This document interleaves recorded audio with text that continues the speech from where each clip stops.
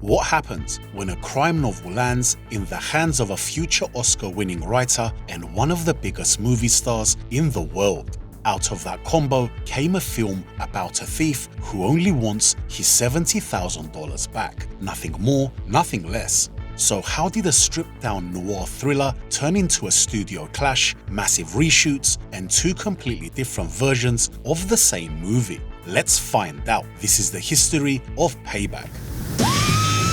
Not many men know what their life's worth. Back in 1962, Donald E. Westlake wrote a crime novel called The Hunter under the name Richard Stark. It followed a professional thief who gets betrayed, left for dead, and comes back for his share of the money. The book was supposed to be a single release, but due to the character's popularity, Westlake ended up writing 23 more novels over the next 46 years. With that kind of attention, a movie definitely followed. In 1967, the novel was first filmed as Point Blank, starring Lee Marvin and Angie Dickinson as his girlfriend.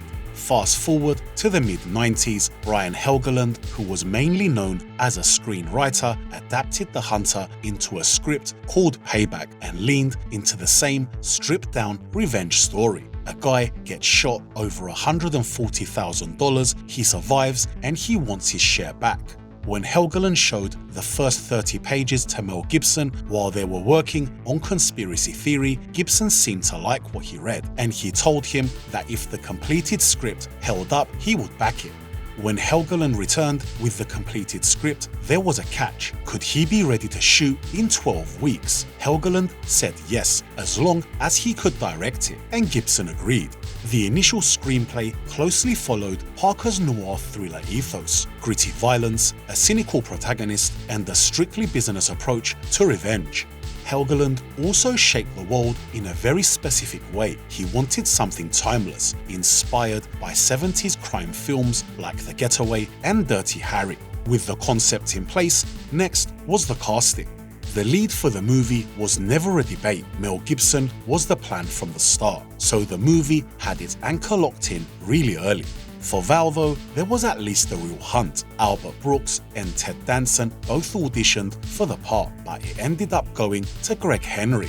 The biggest casting win was Maria Bello. Helgeland was struggling to find his Rosie. Then, when he watched a batch of casting tapes, he found her audition for another project that never happened. However, she needed a lot of convincing as she turned down the part, saying it wasn't for her. But Helgeland was so convinced that she was perfect for the part, he chased her for about 2 weeks until she finally said yes. Then Lucy Liu came in as Pearl, and Deborah Kara Unger was cast as Lynn. Around them, the supporting lineup was stacked with faces that already felt like they belonged in a tough crime movie. David Paymer, Bill Duke, Jack Conley, William Devane, and James Coburn filled out the world. Hey, perfect. Yes, it's all right. He's just killing my alligator bags and shooting holes in my suit. Production of the movie began from September to November '97. The exterior shots were done in Chicago and the interiors were shot in LA.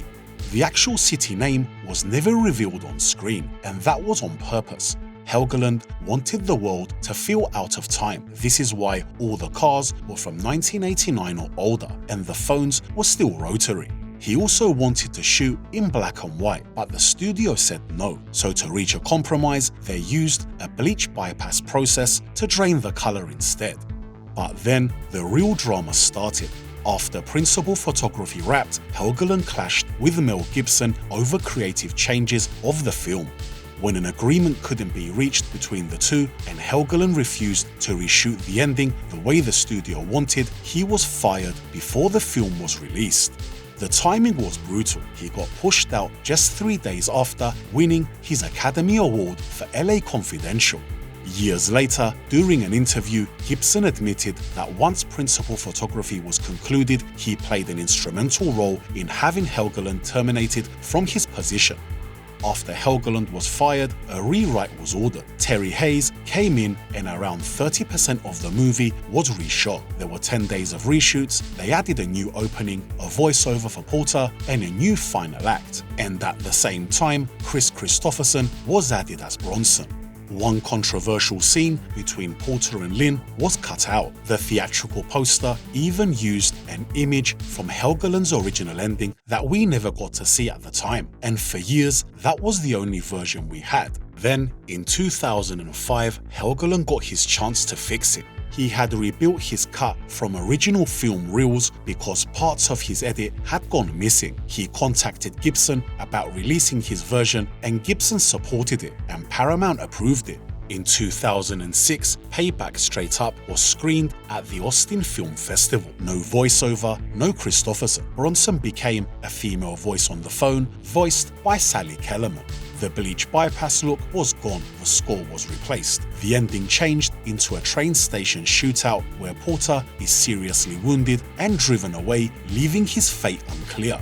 So with Payback having two different versions, it ended up with two different scores. The 1999 theatrical cut used music by Chris Boardman. When Brian Helgeland released Payback Straight Up, the music changed too. A composer named Stambler wrote a new score from that cut with a darker jazzy mood. That's mean, man. Where have you been? When the movie hit theaters in 1999, it came out swinging at the box office. It opened at #1 in its first weekend in the US, and by the end of it, it had made around $161 million worldwide. For an R-rated neo-noir revenge film, that was a strong result, but critical reaction was mixed. Some reviews focused on Mel Gibson and said the film worked because of him, and pointed to the clever touches in the script and said the movie would not land the same way with an actor who played it too straight or too heavy. Other reviews pushed back hard. They said the violence was sadistic, the humor felt routine, and the story leaned on a predictable action setup. A few others called it monotonous, saying the cool attitude was not enough to carry the whole thing. So the response was split right down the middle. Audiences showed up, critics argued, and the movie made a lot of money.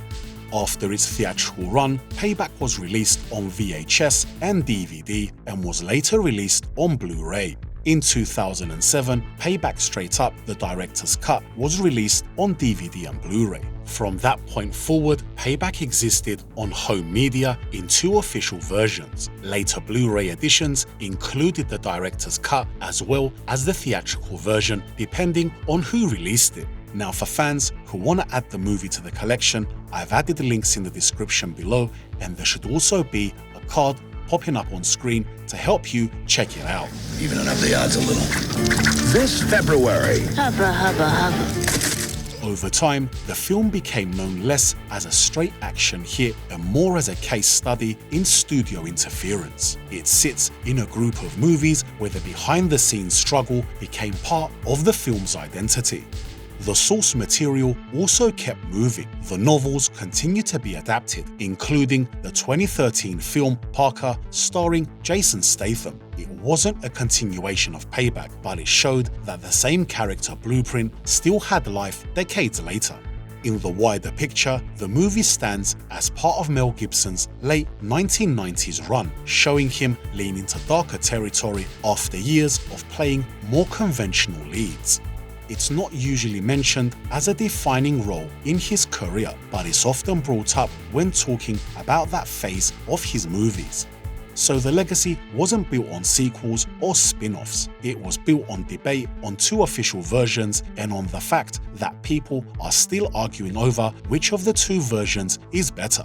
Now for me, this is one of those movies you throw on when you want to forget the noise for a while and you just want to watch someone move through a corrupt world with total focus. The movie runs on mood, dark streets, and dim rooms. That smoky jazz feel under it all gives the story a timeless edge. As intended, it doesn't feel locked into a year. It feels like it could exist in its own corner of crime cinema. And the thing that holds it all together is Mel Gibson. The whole film leans on him. He plays Porter as cold, stubborn, and almost petty in the best way. He's not trying to do the usual action stuff like save a city or try to clean up crime. All he wants is his money. That's it, and that simplicity makes him fun to watch. He is a bad guy, no question, but he's sharp, funny in a dry way, and so locked in that you end up rooting for him anyway. Around him, the cast gives the world away. James Coburn brings that old school presence. Chris Christopherson steps in with authority, while Lucy Liu adds some crazy danger. And then you've got Bill Duke and David Paymer, who make the underworld feel layered instead of empty. What also helps is that the story is tight and it's not bloated, it's direct. One man moving up the ladder of crooks to get what he believes is owed to him. That focus keeps it entertaining right through the end, and for me, that's why this movie really works. It's tough, it's lean, and it doesn't beg for sympathy. It just commits to its tone and rides it all the way. Now let's talk about the director's cut, and I have to be honest, it's actually good. It tightens the story and leans harder into the cold tone. Porter feels meaner, less playful, and more stripped down. The darker score helps with that mood. Maria Bello really stands out near the end of this version. There's weight to her performance that lands better without the lighter touches from the theatrical cut. Still, I'm a bit undeciding on that ending. It works, but it leaves you hanging in a way that some will love and others will still debate. That said, the gap in quality between the two cuts isn't big. Personally, I actually miss the voiceover from Gibson and the opening music. The bluish drained look from the theatrical version had its own personality. Also, the director's cut toned the humor down, and while that makes Porter sharper in that version, it also removes some of his charm. Now, I don't see one as being great and the other being crap. They're both different flavors of the same story. One's a bit leaner and darker, and the other has a bit more bite and swagger, but both work. And we're not done yet. Next time, we leave the underground crime bosses behind and move into time travel. Until then, why don't you check out our previous video on Stallone's The Specialist. His identity is unknown. An explosives expert, he uses his skills.